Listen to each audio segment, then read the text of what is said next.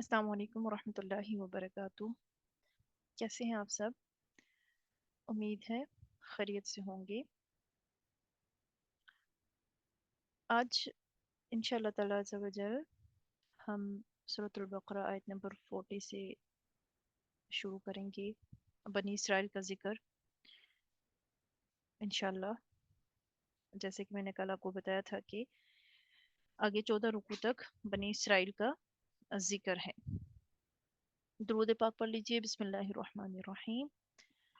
اللہم صلی علی محمد وعلی آل محمد كما صليت على إبراهيم وعلى آل إبراهيم إنك حميد مجيد. اللهم بارك على محمد وعلى آل محمد كما باركت على إبراهيم وعلى آل إبراهيم إنك حميد مجيد. أعوذ بالله من الشيطان الرجيم. بسم الله الرحمن الرحيم. يا بني إسرائيل اذكروا. يا بني اے اولاد، بنی بیٹوں کو کہتے ہیں، اے بیٹو، اسرائیل اسرائیل کے، یعقوب علیہ السلام کا لقب اسرائیل ہے۔ اے اولاد یعقوب، اذکرو یاد کرو، نعمتی میری نعمت، التی جو، انعمت میں نے انعام کی، میں نے بخشی، علیکم تمہیں، وَأَوْفُوا اور پورا کرو، بِعَهْدِی میرا وعدہ، اوفی میں پورا کروں گا، بعہدکم تمہارا وعدہ، وإیایا اور مجھ ہی سے، فرحبون ڈرو،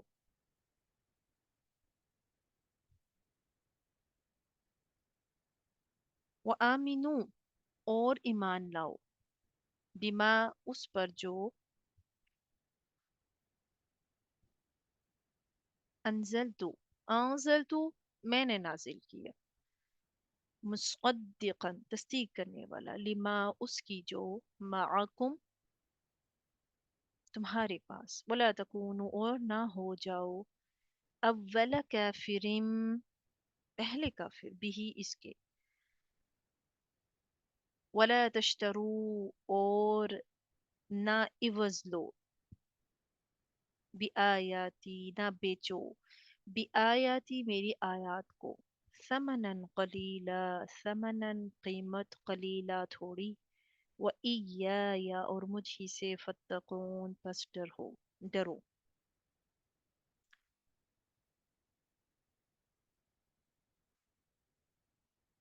جیسا کہ کل کے لیسن میں ہم نے پڑھا تھا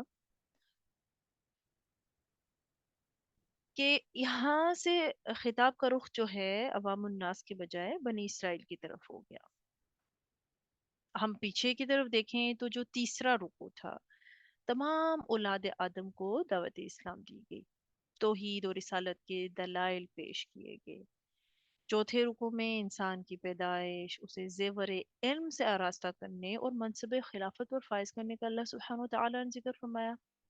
اب یہاں سے مسلسل 14 رکوع تک بنی اسرائیل کا سلسلہ چلتا رہے گا، بنی اسرائیل کی اصلاح و ہدایت کی کوشش کی جائے گی، جا رہی ہے، اسے اللہ سبحانہ وتعالی بیان فرما رہا ہے۔ اچھا، یہود کو خصوصی خطاب کیا گیا ان آیات مبارکہ میں، اور خطاب کرنے میں مصلحت یہ تھی کہ تمام اقوام عالم میں، خصوصاً جزیرہ عرب میں جو ہے باشندوں میں یہود کا ایک بڑا اہم اور خاص مقام تھا۔ 4000 سال تک جو سلسلہ نبوت ہے ان میں جاری رہا، ہزاروں نبی ان میں پیدا ہوئے، جن کے باعث علم و حکمت میں کوئی قوم ان کی برابری کا دعویٰ نہیں کر سکتی تھی۔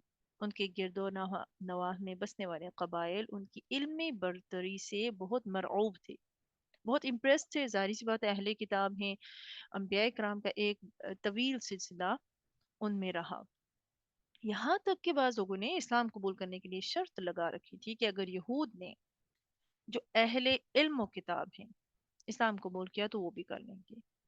اس لیے قرآن کریم نے یہود کو خاص طور پر اسلام کی طرف بلایا تاکہ ان کے اسلام لانے سے دوسرے لوگوں کے لیے اسلام قبول کرنے کی راہ ہموار ہو جائے، اور اگر وہ اسلام کو قبول نہ کریں تو ان کی ہر دھرمی کا پردہ چاک ہو جائے، دنیا کو پتہ چل جائے کہ صرف دنیاوی اقتدار، دولت و ثروت کے باعث اسلام کی مخالفت کر رہے ہیں۔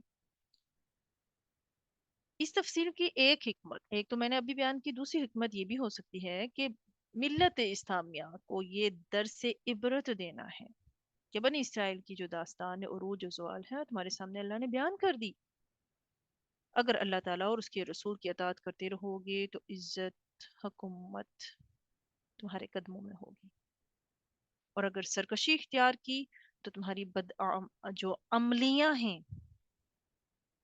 تو کہیں پر وہ بخت نصر کا لباس پہن کر نمودار ہوں گی اور تمہیں صفحہ ہستی سے بالکل مٹا کر رکھ دیں گی۔ تو اب ہم دیکھ رہے ہیں کہ اللہ اور اس کے رسول کی تعلیمات کو جب پس پش ڈال دیا گیا ہے تو آج مسلمانوں کا کیا عالم ہے۔ وہ مسلمان کے سٹارٹنگ آف اسلام میں، ابتدائی اسلام میں، ایک کو 10 کے برابر قرار دیا گیا تھا، ایک کو اور 10 کو 100 کے برابر قرار دیا گیا، مسلمان کے نام سے کانپ جایا کرتے تھے غیر مسلم، ایک روب اور دبدبا تھا مسلمانوں کا۔ آج بھی وہ روب اور دبدبا ہے، لیکن اپنی عزت، وقار، مقام مسلمان کھو بیٹھے ہیں، اور اس کے پیچھے ریزن کیا ہے؟ اس کے پیچھے ریزن اللہ اور اس کے رسول کے احکاموں کو پس پشت ڈالنا ہے۔ ابھی ہم بنی اسرائیل کا ذکر پڑھیں گے، یہ اتنے زیادہ جو 13-14 رکوع تک اللہ سبحانہ و تعالیٰ نے اس چیز کو جو بیان کیا ہے، اس میں حکمت کیا ہے ہم سمجھیں۔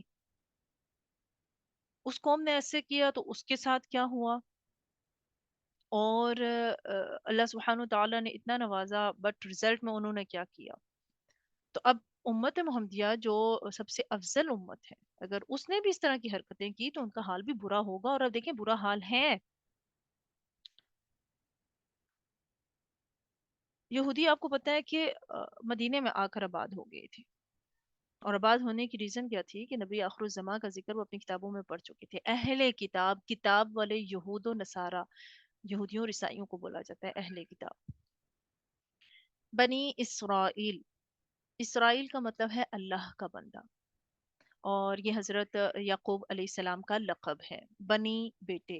تو آپ کو اگر ہم ہسٹری میں جائیں تو یعقوب علیہ السلام جو ہیں یہ فرزند ہیں کس کے؟ حضرت اسحاق علیہ السلام کے۔ اسحاق علیہ السلام کس کے بیٹے ہیں؟ ابراہیم علیہ السلام کے۔ تو ابراہیم علیہ السلام جد الانبیاء۔ ابراہیم علیہ السلام جو ہیں ان کے بیٹے حضرت اسحاق علیہ السلام،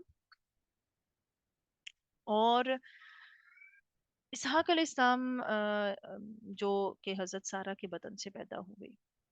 ہمیں سمجھنا ہوگا کہ ابراہیم علیہ السلام کے دو بیٹے تھے، ایک حضرت سارہ کے بطن سے پیدا ہوئے اسحاق علیہ السلام، اور دوسری حضرت ہاجرہ، ان کے بطن اطہر سے حضرت اسماعیل علیہ السلام پیدا ہوئے۔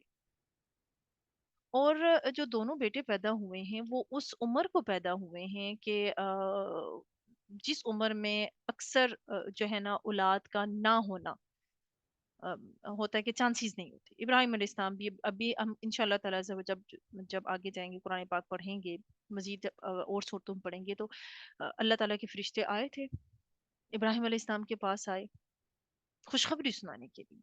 ایک تو قوم لوط پر عذاب کے لیے آئے تھے، دوسرا خوشخبری سنانے کے لیے آئے، اور حضرت سارہ وہیں کھڑی تھی کہ ہم آپ کو کس کی خوشخبری سنانے آئے؟ بیٹے اسحاق کی اور پوتے یعقوب کی۔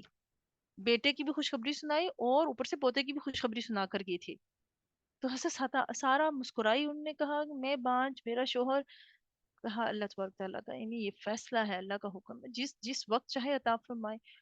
تو اسحاق علیہ السلام، ان کے آگے بیٹے یعقوب علیہ السلام، دوسری طرف حضرت ہاجرہ کے بطن سے اسماعیل علیہ السلام پیدا ہو گئی، حضرت اسماعیل علیہ السلام کے بطن اطہر سے ان کی نسل سے آقا علیہ السلام پیدا ہو گئی۔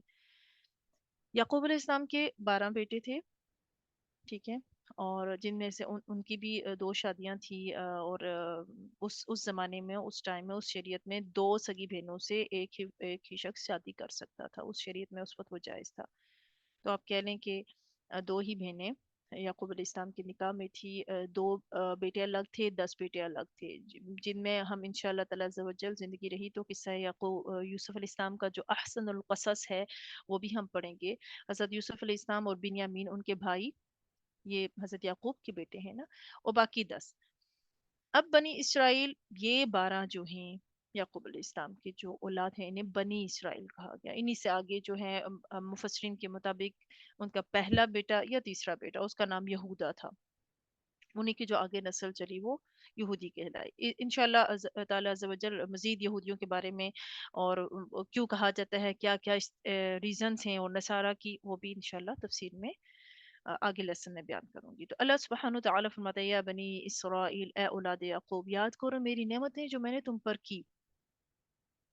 अब अल्लाह सुब्हानहू तआला नेमतें क्यों याद दिला रहा है? ताकि वो उन नेमतों को याद करें और ईमान ले आए, हुजूर सल्लल्लाहु अलैहि वसल्लम पर ईमान लाए। हसद और जेलसी की बिना पर हुजूर सल्लल्लाहु अलैहि वसल्लम पर ईमान लाने को मत छोड़ें, उन्हें अजर ज्यादा मिलना है, उन्हें तरगीब दिलाई जा रही है। 4,000 अम्बिया कराम जो हैं ये बनी इसराइल में तशरीफ लाए याकूब अलैहिस्सलाम की नस्ल से। तो इनको इनकी किताबों में बाकायदा तौरात में और इंजील में मौजूद था कि नबी आखिर ज़मान किसकी नस्ल से होंगे। हुजूर का हुलिया, हुजूर की आदतें, हुजूर का अखलाक, हर चीज, ना तो सिफात हुजूर की इनकी किताबों में मेंशन थी, इसीलिए तो मदीना में आके इन्होंने डेरे डाले हुए थे हुजूर के इंतजार में। लेकिन जब पता चला कि आप बनी इस्माइल से तशरीफ लाए, तो वो एक जिद और दावत की बिना पर कि ये बनी इस्माइल में से क्यों आए हैं, इसराइल से क्यों नहीं आए, ईमान नहीं लाए, छोड़ दिया।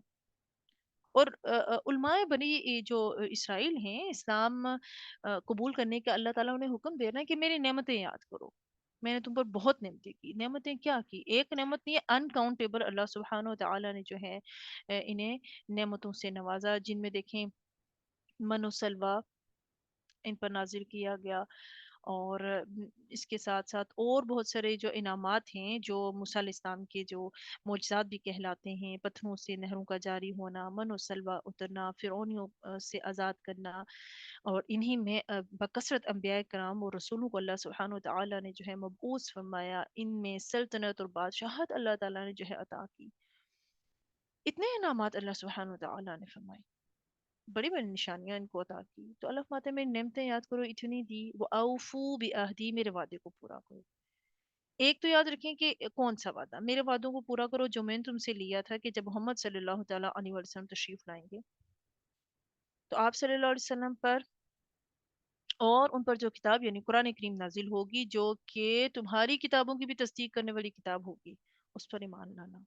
जब तुम उन पर ईमान ले आओगे तो वो तुम्हारे बोझ हल्के करेंगे, तुम्हारी जंजीरें तोड़ डालेंगे, तुम्हारे तोख उतार देंगे, और मेरा वादा भी पूरा हो जाएगा।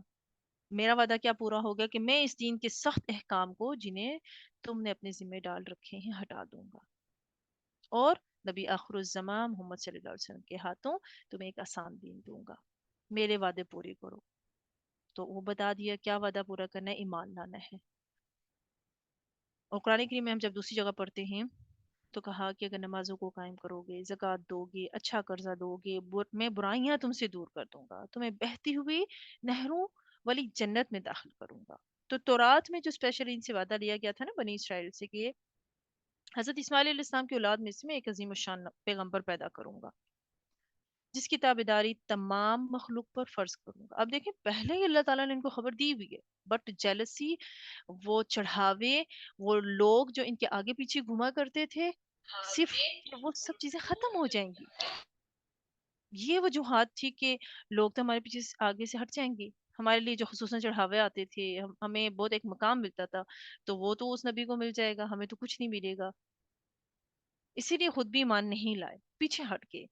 तो तौरात में जो वादा इनसे लिया गया था वो क्या था कि पैगंबर भेजूंगा जिसकी ताबेदारी तमाम मखलूक पर फर्ज करूंगा, उनके ताबेदारों को बख्शूंगा, उन्हें जन्नत में दाखिल करूंगा और दोहरा अजर दूंगा।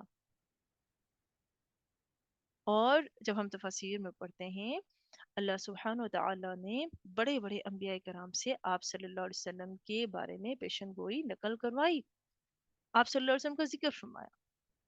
روایات میں اس طرح بھی آتا ہے کہ اب بندوں کا عہد کیا ہے؟ اللہ میں اوفو بعہدی، وعدہ پورا کرو. تو بندوں کا عہد کیا ہے؟ اسلام کو ماننا، اس پر عمل کرنا. اوفی بعہدکم، میں بھی وعدہ پورا کروں گا. اب اللہ کیا وعدہ پورا کرے گا؟ جب بندے وعدہ پورے کریں گے، حضور پر ایمان لے آئیں گے، اسلام لے آئیں گے، اس پر عمل کریں گے اچھے طریقے کے ساتھ، اللہ کا اپنے عہد کو پورا کرنا، ان سے خوش ہونا، اور بدلے میں جنت عطا فرمانا ہے. اور پھر اللہ فرمایا مجھ سے ڈرو، وَإِيَّايَ فَارْهَبُونَ، لوگوں سے مرعوب مت ہو. ایسا نہ ہو کہ جو عذاب تم سے پہلے لوگوں پر نازل ہوئے کہیں تم پر بھی نہ آ جائیں.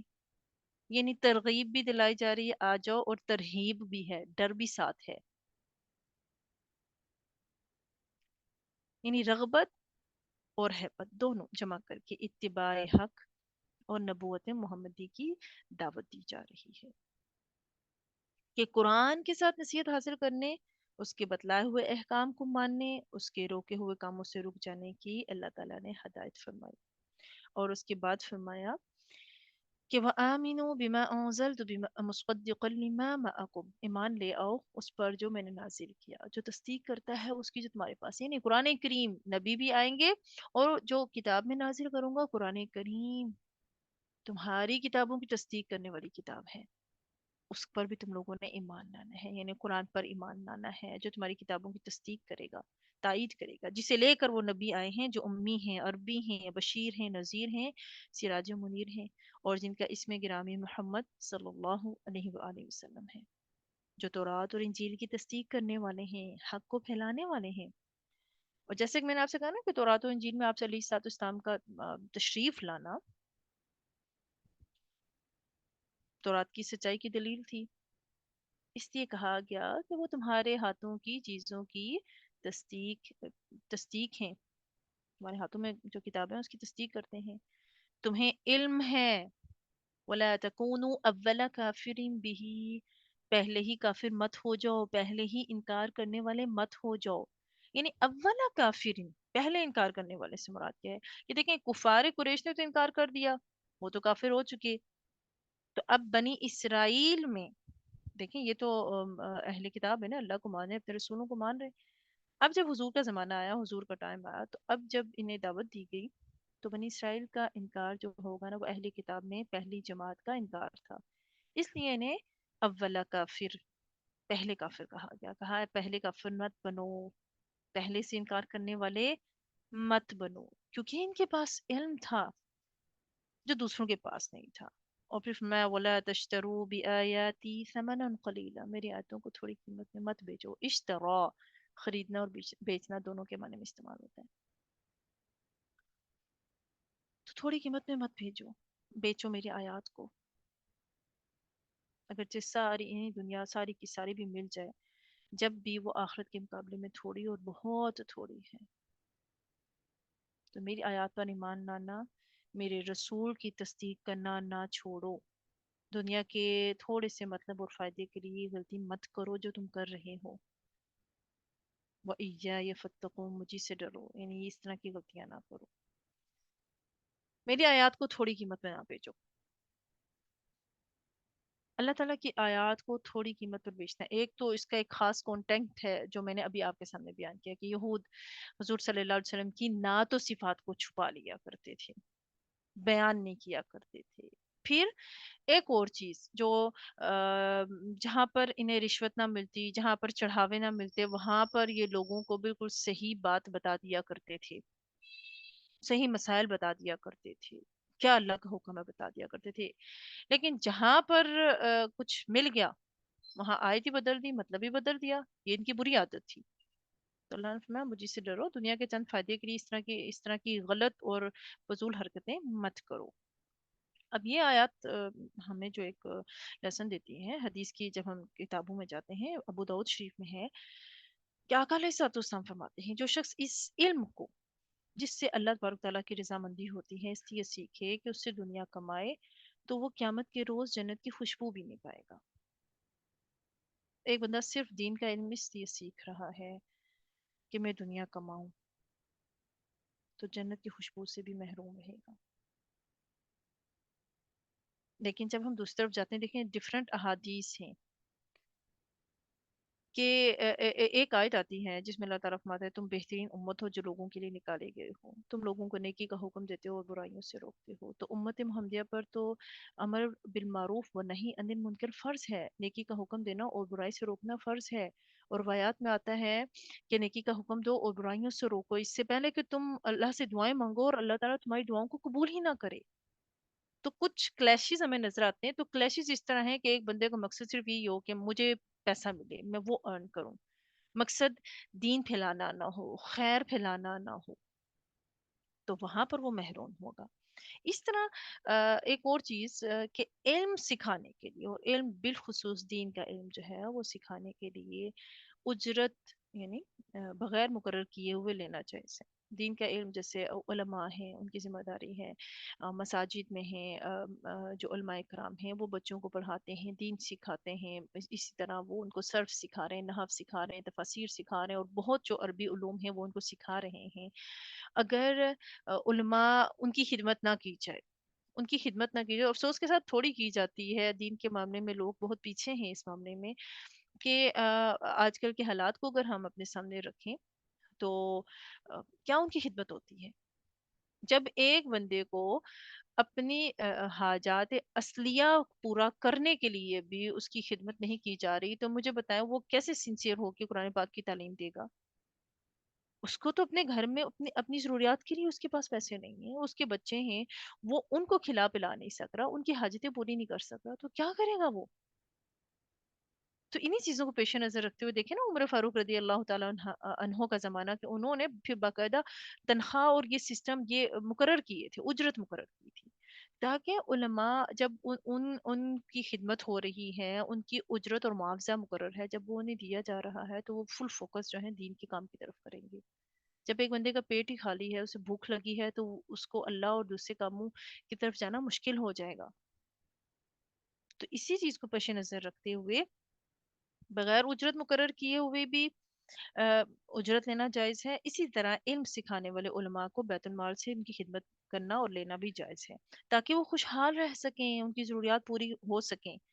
अगर बैतुल माल से कुछ ना मिलता हो और इल्म सिखाने की वजह से वो काम भी ना कर सकते हो, तो फिर उजरत मुकर्रर कर लेना भी जायज़ है। तो आजकल भी बिल्कुल इसी तरह है कि अगर उजरत मुकर्रर की जाती है कुछ सिखाने के, उसके पीछे मकसद ही होता है ताकि वो फुली फोकस करें दीन को सिखाने में, लोगों को अल्लाह की तरफ लाने में, तो इसमें कोई कबाहत नहीं है।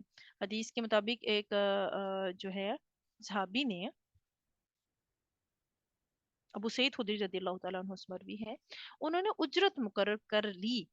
किस चीज की मुकर्रर की थी? कि एक सांप के काटे हुए शख्स पर कुरान पढ़ के दम किया। हुजूर के सामने जब जिक्र आया तो आप सल्लल्लाहु अलैहि वसल्लम ने फरमाया कि इन्ना अहक्क मा अखज़्तुम अलैहि अजरन किताबुल्लाह, जिन चीजों पर तुम उजरत लो उन सब में ज्यादा हकदार चीज किताबुल्लाह है। तो आ, उनकी खिदमत की जा सकती है, और अगर कोई उसके लिए हदिया मुकर्रर करता है, उजरत मुकर्रर करता है, तो वो उजरत लेना भी जायज है। बहरहाल ये एक ऐसा टॉपिक था कि इन अहादीस को सुन के सम टाइम इंसान कंफ्यूज हो जाता है। तो हमें देखना चाहिए जो उलमाए कराम हैं बिलखुसूस उनकी दिल खोल के खिदमत करनी चाहिए, ताकि वो अपने अखराजात और वो चीज़ें पूरी करें, फिर वो दीन की खिदमत कर सकें। ये इसलिए नहीं कि मैं आपको कुरान सिखा रही हूँ तो आपको तरगीब दिला रही हूँ, अफसोस के साथ ये हमारा अलमिया है। हम स्कूल कॉलेजेस में हमने सबने पढ़ा, अपने औलादों को किस तरह से पढ़ा रहे हैं, उन पर हज़ारों खर्च करते हैं, लेकिन जब बात दीन की आती है जो सबसे अफजल, सीखना भी अफजल है, सिखाना भी अफजल है, वहाँ पर मोटिवेशन नहीं है, वहाँ पर नहीं निकाला जा सकता। वहाँ पर हम कहते हैं ये तो फ्री करना चाहिए, ये तो अल्लाह के लिए करना चाहिए, नो डाउट अल्लाह के लिए करना चाहिए। तो क्या इंसान भूखा बैठा रहेगा? जब उसकी खिदमत होगी तो वो खुशी के साथ दीन का काम भी करेगा। आगे चलते हैं। अल्लाह ने फरमाया मेरी आयतों को बेचना नहीं। आगे फरमाया वला तलबिसुल हक, और ना तुम मिलाओ हक को बिल बातिल, बातिल के साथ, वतक्तुमुल हक, और तुम हक छुपाते हो, व तुम तालमून, और तुम जानते हो। वअकीमुस सलात, और नमाज कायम करो। व आतुज ज़कात, और ज़कात अदा करो। वरकऊ, और रुकू करो, मअर राकिईन, रुकू करने वालों के साथ। یہودیوں کی بد خصلت پر انہیں تنبیہ کی جا رہی ہے، وارن کیا جا رہا ہے کہ باوجود جاننے کے کبھی تو حق کو باطل کو ملا دیتے ہو، گڈمڈ کر دیتے ہو، کبھی حق کو چھپا لیا کرتے تھے، کبھی باطل کو ظاہر کیا کرتے تھے، تو ان ناپاک عادتوں کو چھوڑنے کا حکم دیا جا رہا ہے اور حق کو ظاہر کرنے، کھول کر بیان کرنے کی اللہ سبحانہ و تعالیٰ انہیں ہدایت فرما رہا ہے کہ حق اور باطل یعنی سچ جھوٹ نہ ملاؤ، اللہ کے بندوں کی خیر خواہی کرو۔ رسول اللہ صلی اللہ علیہ وسلم کی جو پیشن گوئیاں تم اپنی کتابوں میں پاتے ہو انہیں عوام الناس سے مت چھپاؤ۔ لوگ پوچھنے کے لیے آتے تھے کہ کیا یہی نبی آخر الزماں ہے جن کا ذکر تمہاری کتابوں میں تھا؟ چھپا لیا کرتے تھے، نہیں بتایا کرتے، کہتے تھے نہیں نہیں۔ تو اللہ تعالیٰ نے انہیں خبردار کیا کہ حق کو حق جانتے ہوئے ایسی بے حیائی مت کرو، اور باوجود علم کے اسے چھپانے میل جول کرنے کا بہت وبال ہے، مت کرو، تم حق جانتے ہو، سچ جانتے ہو۔ اور اگلی چیز، وہ اقیم الصلاۃ، نماز قائم کرو۔ اچھا، نماز کا تو میں ذکر کروں گی، حق اور باطل کو ہم نہ ملاؤ، تمہیں سچ اور حق بات پتا ہو تو اس کو بھی نہ چھپاؤ۔ تو کبھی بھی آپ کو دین کی علم کی کوئی بات معلوم ہو تو اس کو مت چھپائیں، حق اور خیر کی بات ضرور بتائیں۔ آپ کے سامنے گناہ ہو رہا ہے اور آپ جانتے ہیں یہ گناہ ہے، ایک بندے کو معلوم نہیں ہے، وہ آپ سے پوچھتا ہے تو آپ دل میں یہ کہتے ہیں کریں نا، میرا کیا جاتا ہے، ارے جاتا ہے، آپ کی ذمہ داری ہے، آپ حضور کی امت سے ہیں، تو آپ کی اس چپ یا نہ سمجھانا یا انکار کر دینا، کسی کو دین نہ بتایا، نہ سمجھایا، نہ مسئلہ بتایا یا غلط بتایا، تو سخت گناہ گار ہوں گے۔ پھر فرمایا کہ وَأَقِيمُوا الصَّلَاةَ وَآتُوا الزَّكَاةَ، نماز ادا کرو اور زکوٰۃ دو، یعنی حضور صلی اللہ علیہ وسلم کے امتی بنو، حضور کے ساتھ نمازیں پڑھو، آپ صلی اللہ علیہ وسلم کو زکاتیں دیا کرو، امت محمدیہ کے ساتھ رکوع سجود میں شامل رہو، انہی میں مل کر ان کی امت میں سے بن جاؤ، اور اطاعت اور اخلاص کو بھی زکوٰۃ کہا جاتا ہے، حضرت ابن عباس یہی فرماتے ہیں۔ اور رکوع کرنے والوں کے ساتھ رکوع کرو، یعنی اچھے اعمال میں ایمانداروں کے ساتھ ہو جاؤ، اور ان میں بہترین چیز کیا ہے؟ نماز ہے۔ اور مفسرین کے نام جو ہے نا، اکثر علماء جو ہیں نماز باجماعت کے فرض ہونے پر اس آیت کو دلیل پیش کرتے ہیں کہ نماز جو ہے جماعت کے ساتھ فرض ہے، مرد حضرات کو ضرور جانا چاہیے۔ پھر فرمایا اتأمرون الناس بالبر، کیا تم لوگوں کو نیکی کا حکم کرتے ہو، وتنسون انفسکم، اور تم اپنے آپ کو بھول جاتے ہو، وانتم تتلون الکتاب، حالانکہ تم تو کتاب پڑھتے ہو، افلا تعقلون، کیا تم عقل نہیں رکھتے؟ لوگوں کو نیکی کا حکم دینا، لوگوں کو کہتے ہو نیکیاں کرو، لوگوں کو کہتے ہو اسلام قبول کرو، بٹ خود قبول نہیں کرتے، خود اس سے پیچھے ہٹ جاتے ہو، تو یہ کیسا فیصلہ کرتے ہو تم؟ یعنی اللہ تعالیٰ نے فرمایا کہ تورات اللہ کی کتاب ہے، اس کے ہر فرمان کی تم تعمیل کرو۔ اپنا حال کیا تھا؟ ذرا سے ذاتی فائدے کے لیے تورات کے احکام کو تم کیا کرتے ہو؟ پس پش ڈال دیتے ہو۔ تورات میں بیان کردہ علامات حضور کو، حضور کی جو علامات ہیں، جب حضور تشریف لائے ان میں دیکھ لینے کے بعد بھی تم ایمان نہیں لاتے، تو اللہ تعالیٰ نے دو رخی پالیسی سے منع فرمایا۔ اور اس میں ہر شخص کے لیے جسے کہتے ہیں نا ایک تنبیہ ہے، وارننگ ہے کہ جو دوسروں کو نیکی کا حکم دیں اور اس کے خلاف عمل پیرا ہوں، چاہے وہ یہودی ہوں چاہے وہ مسلمان ہوں، اور ہم بھی اس میں شامل ہیں۔ وہ کیا کرتے تھے؟ لوگوں کو نیکی کا حکم دیتے تھے، لوگوں کو کہتے تھے اسلام لے آؤ، خود نہیں اسلام لاتے تھے، جیلسی اور حسد کی وجہ سے۔ اللہ فرماتا ہے اپنی کتابوں میں پڑھا ہے، اپنے آپ کو بھول جاتے ہو۔ میں نے جیسے کہ پچھلی آیات میں آپ کو بتایا، جب ہدیے اور چڑھاوے اور رشوت ملتی تھی وہاں احکام چینج کر دیتے تھے، جہاں نہیں ملتی تھی وہاں سچ بتا دیتے تھے۔ اللہ تعالیٰ فرماتے ہیں یہ ڈبل فیس کیوں ہے تم لوگوں کے؟ ایک جیسے بنو، تم تو کتاب پڑھتے ہو، عقل نہیں ہے، سمجھ نہیں ہے، کیوں اس طرح کی غلط حرکتیں کر رہی ہو؟ اور اس میں ہمارے لیے بھی ہے نیکی کا حکم دینا، خود نہ اس پر عمل کرنا۔ اب اس سے ہرگز مطلب یہ نہیں ہے کہ بندہ چھوڑ دے، نیکی کا حکم نہ دے، دینا چاہیے، اچھی بات کہیں سے بھی ملے حکمت کے موتی لینے چاہیے، بٹ ہمارے سامنے احادیث بھی ہیں کہ حضور علیہ الصلوۃ والسلام نے، انس رضی اللہ تعالیٰ عنہ سے مروی ہے کہ معراج کی رات فرماتے ہیں میرا گزر ایک ایسی قوم سے ہوا کہ جن کے ہونٹ آگ کی کینچیوں سے کاٹے جا رہے تھے۔ میں نے جبریل سے ان کے بارے میں پوچھا تو جبریل امین نے کیا فرمایا؟ ہؤلاء الخطباء من اہل الدنیا وفی روایت من امتک، यअमुरून अन्नास बिलबिर्रि वयंसौन अनफुसहुम वहुम यतलून अलकिताब अफला यअकिलून। ये दुनिया के खतीब हैं, और एक रिवायत में है आप सल्लल्लाहु अलैहि वसल्लम की उम्मत के खतीब हैं, जो लोगों को नेकी का हुक्म दिया करते थे, अपने नफ्सों को बुलाए रखते थे, हालांकि वो किताब की तिलावत करते थे। तो बिग लेसन फॉर अस, हम लोगों को नेकी का हुक्म दें, लोगों को कहें ये करो, नमाज पढ़ो। सबसे पहले मैं बार बार कहूंगी, नमाज पढ़ो, नमाज पढ़ो। जो मदर्स बैठी हैं जितनी भी हैं, नमाज पढ़ो। खुद नमाज नहीं पढ़ रही, असर तब तक नहीं होगा जब तक हम अपने आप को सीधे रास्ते पर नहीं लाते। लोगों को हुक्म देना, खुद अमल ना करना। तिबरानी शरीफ की हदीस में है कि आका अलैहिस्सलाम ने फरमाया, जो आलिम लोगों को भलाई सिखाए खुद अमल ना करे, उसकी मिसाल चिराग जैसी है कि लोग उसकी रोशनी से फायदा उठा रहे हैं लेकिन खुद जल रहा है। और एक हदीस में है कि जो खतीब और वाइज और आलम हैं, लोगों को भलाई सिखाते हैं, खुद अमल नहीं करते, बावजूद इल्म के समझ नहीं रहे थे, उनकी जुबानें और होंठ जो हैं वो दोनों काटे जा रहे थे। हुजूर सल्लल्लाहु अलैहि वसल्लम ने जो देखा, बहुत सारी अहादीस और वायात इस हवाले से हैं। ये एक अलग मजमून है कि लोगों को नेकी की दावत देना और खुद उस पर अमल ना करना। तो चराग जो है खुद जल रहा है लेकिन अ, उससे फ़ायदा हासिल नहीं कर रहा। तो हम सब के लिए बहुत बड़ा सबक है। अल्लाह ताला से दुआ है, अल्लाह ताला हमें अमर बिल मारूफ व नही अनिल मुनकर पर अमल करने की तौफीक अता फरमाए। नेकी का हुक्म दें, हत्तुल इम्कान कोशिश करें, पहले खुद अच्छे काम करें, उसके बाद दूसरों को हुक्म दें। अल्लाह ताला हमें नेकियां करने की तौफीक अता फरमाए, हमारे गुनाहों को अपने फजल करम से माफ़ फरमाए। बिस्मिल्लाहिर्रहमानिर्रहीम। सुब्हानकल्लाहुम्मा व बिहम्दिका अशहदु अल्ला इलाहा इल्ला अंता अस्तगफिरुका व अतूबु इलैक।